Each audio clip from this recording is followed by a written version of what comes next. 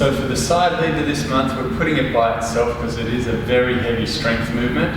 If you don't have a setup like this, it won't be so much of a pull and a push at the same time. It will just be the pull. So if you're just using a single ring, you can do a version of it like this. So you're going to actively hold with that one arm. You kick the back leg up as high as you can. Really try and activate that whole oblique line, and then lower yourself down into a lower L, keeping that active shoulder.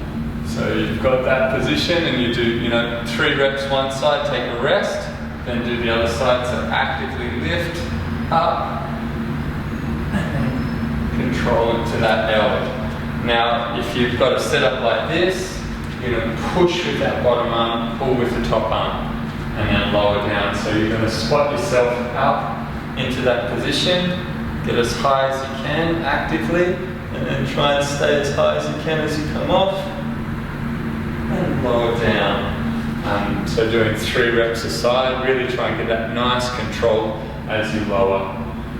So you're getting 4 sets of that. Now if you really wanted to, you could add some metabolic conditioning in between. In the class here, we're not even going to do that because it's just one movement, so people can really focus on it as a skill and really be aligned while they're doing it.